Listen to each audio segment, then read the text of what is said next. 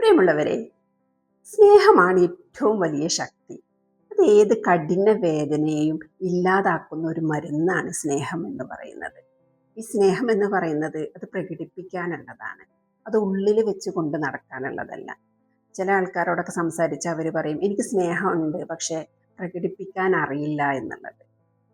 പക്ഷേ പല ബന്ധങ്ങളുടെയും തകർച്ചയ്ക്ക് കാരണം സ്നേഹമില്ലായ്മയല്ല, സ്നേഹം പ്രകടിപ്പിക്കുന്ന രീതിയിലുള്ള വ്യത്യാസമാണ്. സ്നേഹം നമ്മൾക്ക് വാക്കാലും പ്രവർത്തിയാലും ഒക്കെ നമ്മൾ പ്രകടിപ്പിക്കാൻ ശ്രമിക്കുക എന്നുള്ളതാണ്. ഒരിക്കലേ പ്രവാചകൻ പറയുകയുണ്ടായി, താൻ തൻ്റെ സഹോദരനെ സ്നേഹിക്കുന്നുണ്ടെങ്കിൽ അത് അവനെ അറിയിക്കട്ടെ എന്ന്. നമ്മുടെ സ്നേഹം നമ്മൾ അറിയിക്കാനുള്ളതാണ്, അത് ഉള്ളിൽ കൊണ്ട് നടക്കാനുള്ള ഒന്നല്ല.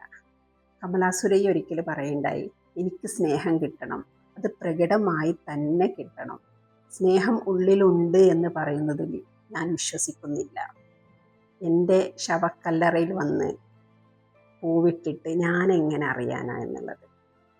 പലരും മരിച്ചു കഴിഞ്ഞതിന് ശേഷം നമ്മൾ ഘോരമായ പ്രസംഗങ്ങൾ നടത്തിയിട്ടോ വലിയ ലേഖനങ്ങൾ എഴുതിയിട്ടോ കാര്യമില്ല. അവർ ജീവിച്ചിരിക്കുമ്പോൾ ആ വ്യക്തിക്ക് മനസ്സിലാവണം നമ്മൾ അവരെ ഒരുപാട് സ്നേഹിക്കുന്നുണ്ട് എന്നുള്ളത്. അത് ചെറിയ ചെറിയ സമ്മാനങ്ങൾ കൊടുത്തിട്ടും നമ്മുടെ വാക്കുകൾ കൊണ്ടും ഒക്കെ നമുക്ക് നമ്മുടെ സ്നേഹം പ്രകടിപ്പിക്കാം. നമ്മുടെ സ്നേഹം പ്രകടിപ്പിക്കുമ്പോഴാണ് ബന്ധങ്ങൾ കൂടുതൽ അടുക്കുന്നത്.